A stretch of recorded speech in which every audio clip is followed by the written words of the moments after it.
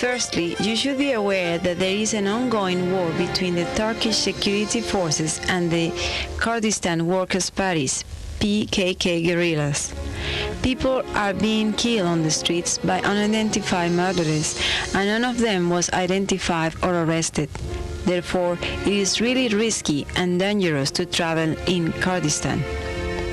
There is a strong possibility that security forces will arrest or detain you if they see your travel visa issued by a Kurdish organization.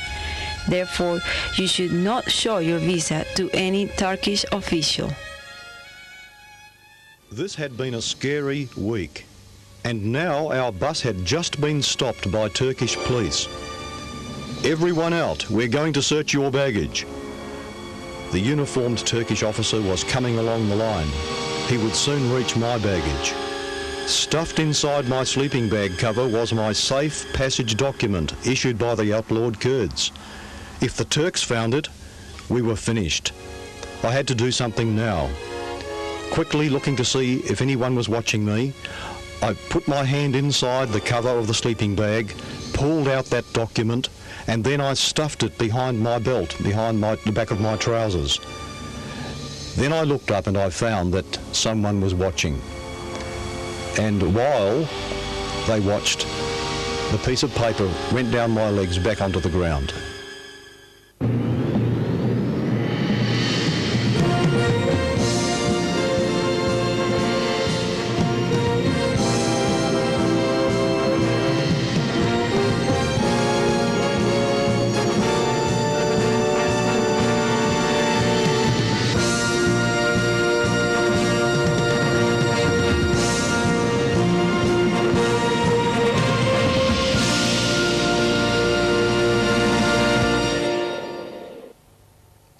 Place names, friends, are a record of history, and according to the place names in this area of eastern Turkey, the survivors from the Ark settled down here in a place which now takes the name the Valley of Eight, and more specifically the place of Eight. We look down now from the mountains of Ararat, very close to the Ark site, into the Valley of Eight. It's a wide, beautiful valley. Here we have the village of Kazan, known as the Place of Eight. The village people tell us that they don't know how that name arrived, but it's a name that has existed from time immemorial. As you can see, this is wild, dramatic country. Very beautiful. Ron Wyatt came down to this village to explore. Across the road from the village were some very old deserted relics.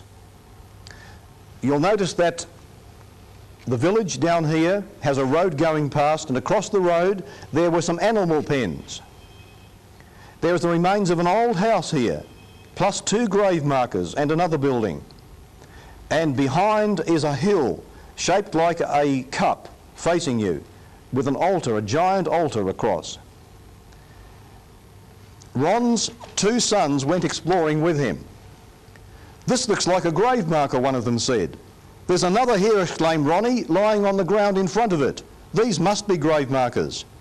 Ron had his camera running, and the inscriptions were unmistakable. But this they never expected, yet here it was in front of them. They didn't expect to be so favoured. It was happening. One discovery after another. A sequence of discoveries so breathtakingly rapid, Ron's mind was whirling. He had to mentally pinch himself. Could all this be true? Yes, the iconographs identified the graves. If the inscription meant anything, then what they had stumbled upon was probably, dared they say it, the first post-flood grave markers on this planet. The 2 grave markers have the 8 cross symbols of Noah and his family above an ancient petrograph portrayal of one man's death on one marker and that of his wife on the other. And these grave markers were in the very front of an ancient stone house in the Place of Eight. Below the rainbow, associated with the flood account, on the left was the crest of a wave, and atop the wave a boat. To the right of this were 8 stick characters. It was clear who they were: 2 older figures, male and female, accompanied by 3 smaller men and 3 women. Now, according to Genesis, the 8 human survivors of the great flood were Noah and his wife, their 3 sons, Shem, Ham and Japheth, and their sons' wives. Now, you'll notice something about the inscription. The woman had her head bowed. She was half crouching, her eyes were closed, and the other 7 are walking away from her. This lady had died. She must have been the first of them to go. Now, although we can't be certain, I think there could be evidence that Mrs. Noah's skin was more brown than this. The other grave marker bore the inscription of the man in death and the other 6 persons walking away from him. Here in the village of Kazan, there was a wall beside the village and faced with tiles. Along the wall there were pictures. I can't show these to you today because they have since been dismantled. But the first tile depicted animals entering the boat, depicted 8 people, other faces around, the ark riding on a wave, and then a God with water flowing from him at his feet. 8 people under a rainbow. Now, all of this was eventually broken up to be sold to tourists by the local village people after Ron had discovered it and found its significance. One tile ended up in a local villager's house. Let me ask, could you keep such a discovery secret? Ron was exploding. He wanted to shout it to the world.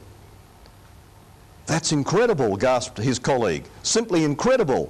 The man was an Ark Search colleague. "Ron, I must see this." And trembling with excitement, Ron drove the man out to the village of Kazan. You might call Ron naive. He trusted that his friend would feel the same awe that had moved him, a reverence, if you like.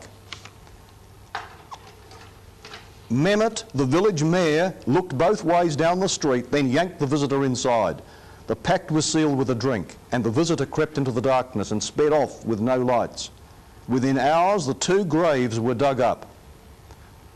Several weeks later, the Turkish authorities contacted Ron. "Mr. Wyatt, do you know who could have done this thing?"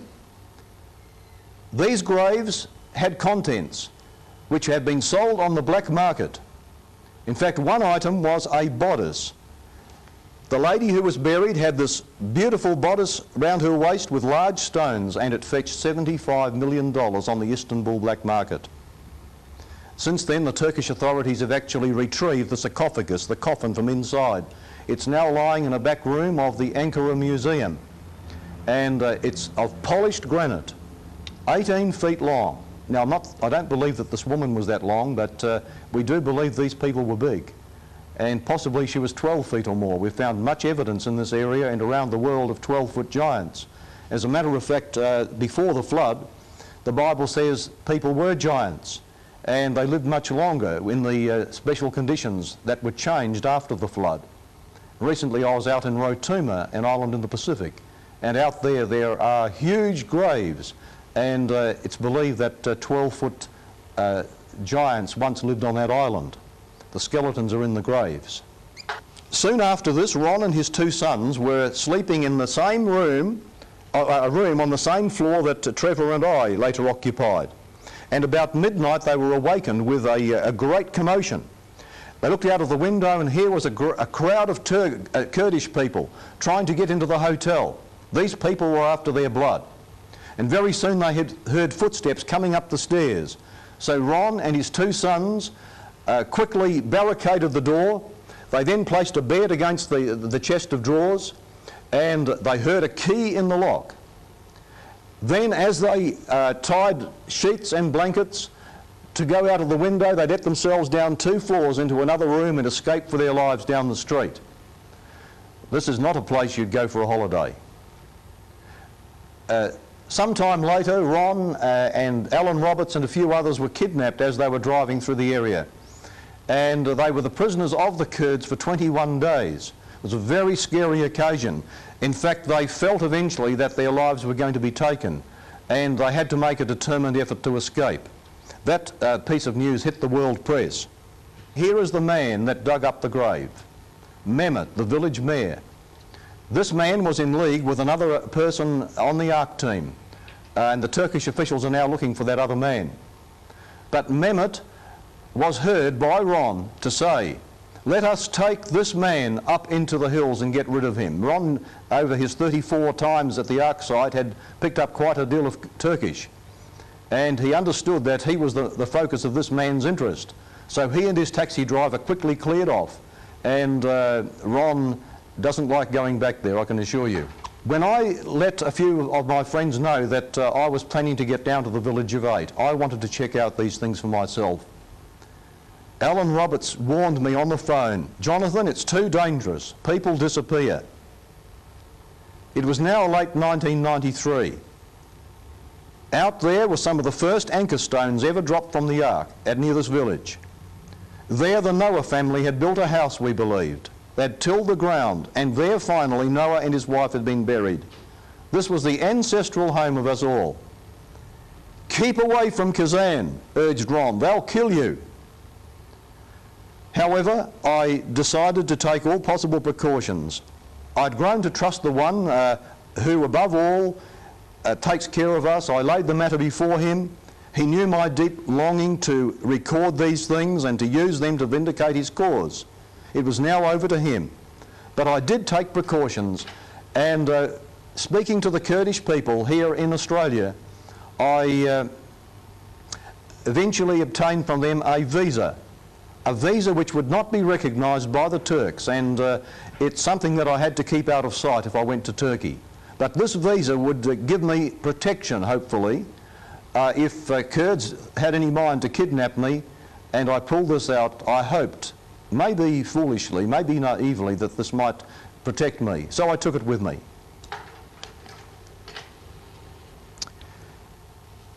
Meanwhile, Ron warned me. He said, don't stay overnight in Debayazid. This is the hotel where we were attacked by that group of people and had to escape.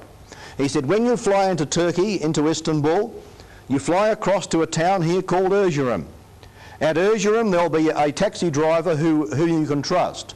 He's a tall man, and when you find him in the crowd, make a pact with him, and he will wake you up at 3 o'clock in the morning, and he'll drive you each day to the Ark site, back and forth, about a 5-hour journey. Don't by any means stay here overnight. And above all, don't go out to the village of Kazan. Even that taxi driver won't take you. He was with me when they wanted to kill me, and they would have killed him too. So as I made the trip into Turkey, I came off the plane here at Erzurum. I found the taxi driver, the tall grey-haired man. He said, I'll be with you shortly. And meanwhile, I waited. Very soon the crowd disappeared, and he was nowhere in sight. And in this town of 300,000 people, I felt sure I had lost him forever. So I said to my colleague Trevor, we're going to have to get here without this man. We can't trust anybody else to wake us up at 3 o'clock in the morning and take us to the Ark site each day. So the only safe thing is to go by bus and stay at the Bayazid at the hotel where we're close to the Ark site, and we'll find some local way of getting there. So I went to the tourist bureau in Erzurum and I said, can you give me a road map of this area? They looked at me sideways, and shortly after that 2 big detectives came round to the hotel to look at our passports. We were asking for a road map in what was a war area. So there was not much hope of us getting that map. We took the bus, and the only way to go was by bus now. We felt we would find ourselves a man to take us up to the Ark site, a Kurdish man who knew the tracks well. So we took the little old bus across to the town of Debayazid, a 5-hour journey. And near Debayazid, the hills rise up here, and behind those hills, just about 5 kilometres up from here, is where the Ark site is. The town is down this way.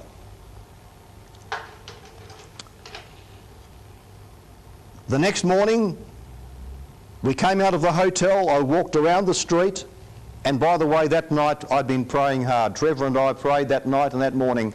We said, Lord, we don't know how we're going to get up through this Kurdish country safely to the Ark site without somebody we can trust.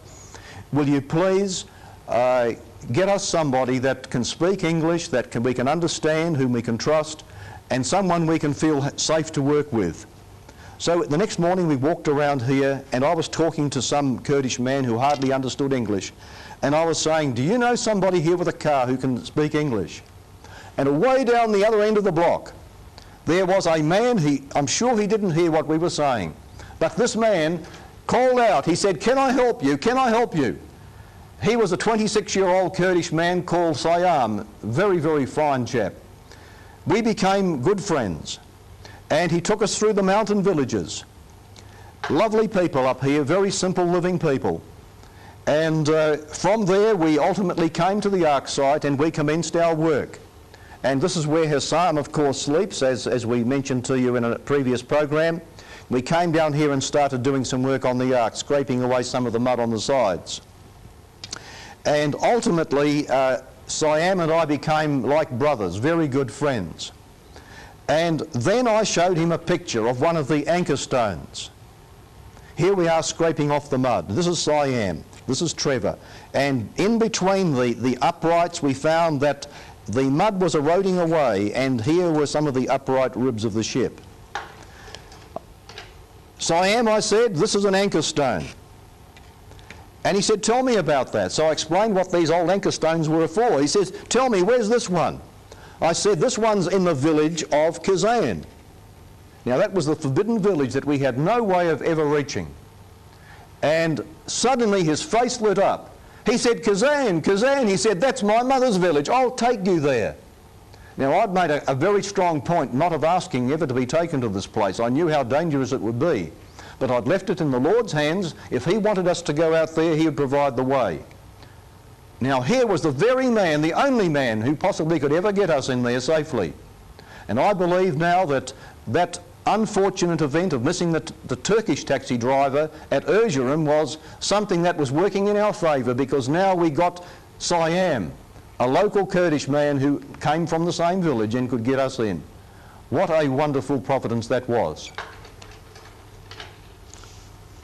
Now, the next morning we went out from, here's the Ark site, we went out from Debayazit and we started driving up this road. Mount Ararat's up here, and by the way, Turkish air pilots were bombing the mountain. We could see the smoke from the bombs. And we came up here, we turned off this road, and we turned just around here and we ran into a Turkish army convoy. You can see where we were headed. And we were arrested. Our passports were confiscated, and we were in custody for several hours. And Trevor nudged me. He said, hey, we're in real trouble. We could go to jail for life.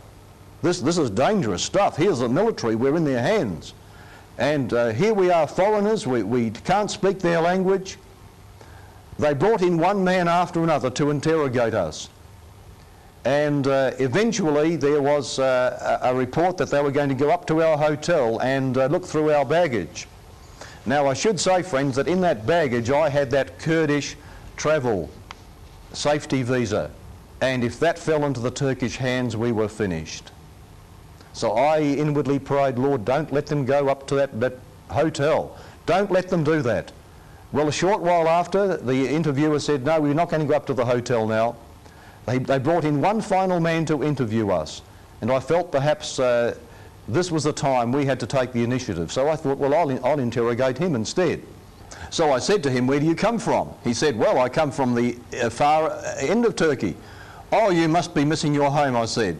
Yes, he said, I hate being here. I wish we weren't doing this. How long have you been in the army? Oh, only 15 months. I have to go for 2 years. And so we began talking in this vein. And eventually he realised that we were no bad men, we were not doing any harm in the area. So he said, look, when the governor wakes up, I'll ask him if you can be released. And so after a few hours he did. And we had to sign a document, however. It was in Turkish, and we had to trust that we were not signing away our lives. The document, we were told, said that if we were caught in the crossfire between the Turks and the Kurds, that we would not hold the Turks responsible. Well, straight after this we were released and we went back to the hotel. Now, by the way, you'll see this is a little out of focus. We'd given up taking pictures in this town in the street, so we took pictures now from moving cars. We consider this a dangerous place.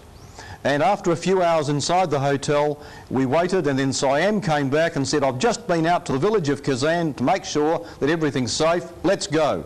So off we went.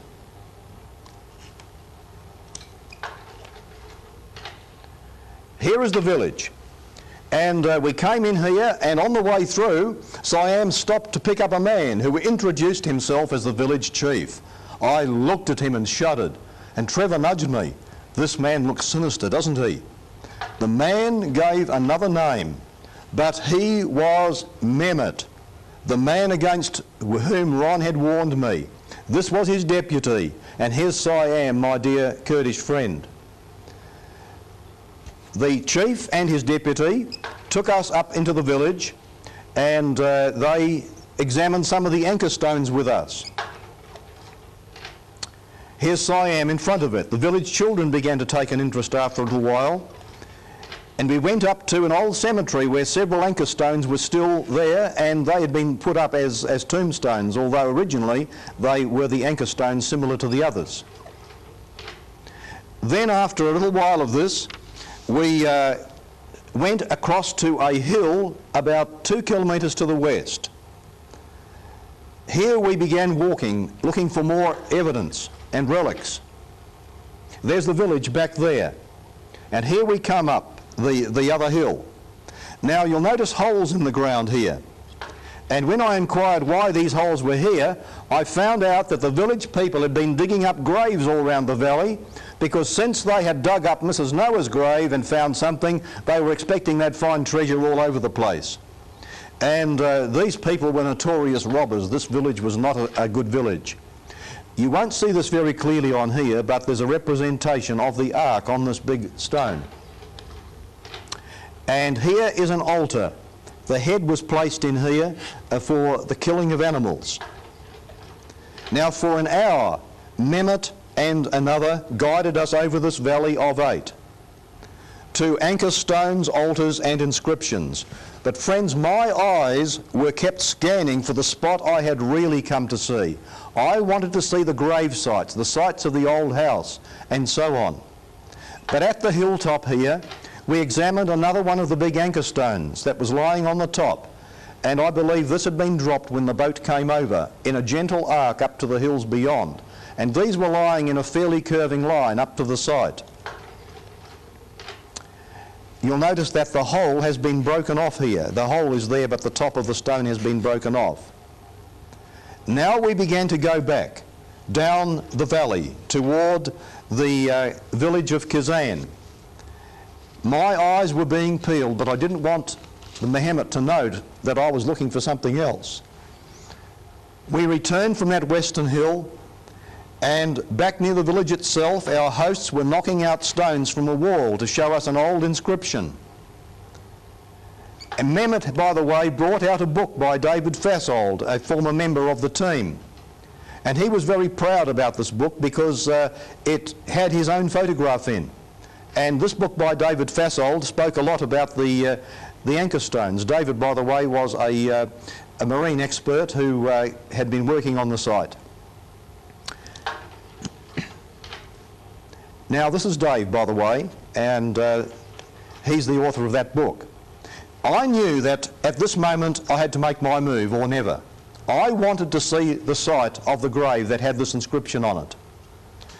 And the risk had to be taken. Dangerous it would be if the chief discovered what I really knew of Ron, himself, and the grave robbery. So better to feign ignorance, throw in someone else's name. So I sketched this out on a piece of paper, and swallowing hard, I said to him, "Have you seen this? Do you know where this might be? Is it anywhere around here?" "David Fassold saw this," I said. Mehmet instantly recognised it. Agitation showed in his face. "No, not David Fassold," he said. Then he paused, weighing his words. "On my land over here." I did not know it at the time, but this man carried a gun under his pocket. We skirted the area where I knew the gravestones and the house were. They were over this way, but we skirted right around here from the village to avoid that area, even though he said he was taking us there, and we eventually started climbing up the hill here. There is the big altar stone that you saw in my sketch earlier, and here is the amphitheatre hill through which you can stand here and sound can be heard so far away. And perhaps the old patriarch stood here by the altar, and his descendants came and assembled from time to time when an animal sacrifice was made. Anyway, up on the hill we came up to this altar, and we just kept on going. It's a 12-foot altar, by the way, with a step halfway up it. You can't climb it today, you can't step that high. You would have to be a 12-foot man to step on and then get to the top of it. But this was an altar no doubt used by people who were much bigger than us. So here we are, here's the altar. And we skirted that area and kept going. Up on the hill beyond the big altar, Ron had seen human bones up here and a skull with hair still on it, which dogs had been devouring. This man who was taking us up here now, Ron believed to be a killer. It was up the same hill that Mehmet was now luring me. How far is it, I asked. Oh, just 100 metres, he said. We kept on walking that distance. Then I said to Siam, look, we've come this far. How far is it now? He said, well, I'll ask him. Come, come, said the man. He wouldn't answer how far it was. And I kept on saying, now, how far is it beyond this spot? He said, come, come. And eventually, Siam pinned him down, and Mehmet said, oh, 1 more kilometre. Come. I recalled that plot to get Ron up into the hills there and get rid of him. So I quickly said to Siam, Siam, I'm going back. Now, I was behind the party being led up. So when I turned around, I was now in front. You can see the size of a person by that altar. And there's Trevor, by the way. He wasn't going to come up with us. And so I started turning back down the hill. And here we are looking back toward the village, and the area that I wanted to examine was over here, and there, by the way, is the ruins of the house. And the 2 gravestones were not too far away. And so I started walking straight across there. Now we were in the broad open, so Mehmet couldn't do very much. And I kept walking, snapping pictures as I went. Now here we have the house, what's left of it. And in front of here were the 2 gravestones. Now this house, I'll show you a sketch of the wall of the house. It's very, very interesting. The house was made of stone, and the window from the interior widened out as it went through that 3 feet of wall.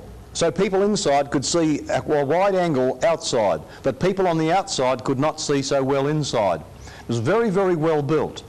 Now this house, by the way, was now in about 4 feet of silt that had built up over the centuries, and the local people have been rummaging through this now and destroying part of the wall since we documented it to look for treasure and so on. They didn't realise the significance of all this until we started exploring around here, and now of course they've gone wild, these local vandals. However, as soon as I'd taken the pictures, I cleared out as fast as I could go, and we just went. Siam, Trevor and I went for our lives back to Debayazit, getting out of this Valley of Eight as fast as we could go. Mehmet had sometime in the past given to Bob Morrill, a member of our ARC team, this item from the House of Noah. It's part of a granite bowl, and the earliest dishes were of granite. About the same time as Mrs. Noah's grave was dug out, there appeared these bones. They were shown in the reception of the Erzurum Hotel. That's the hotel some of us have been staying at in Debayazit. And the receptionists showed a giant human jawbone so big you could just about put your head into it. It showed up about the same time as Mrs. Noah's grave was dug up, as I mentioned. Now, we know that the people back there were very, very big. Those that lived before the flood were born in the antediluvian world, and who survived into the New World for a few hundred years. Long life, larger size was a predominant feature of mankind, and many large remains have been found, and we suspect that perhaps these are the jawbone of Mrs. Noah. We can't be sure, but it appeared about the same time. There's so much evidence from around the world now. And by the way, in my newsletter, which I'll mention in a moment, I bring out regular news of discoveries of giants around the world, ancient giants. Oh, now friends, about that baggage search. You might have been wondering, this is by the way one of the bags that I had with me when we were being searched. This has seen a lot of action, this old bag. Even the stitching is starting to come away now. But here we have the piece of paper that I stuffed down behind my trousers and fell to the floor.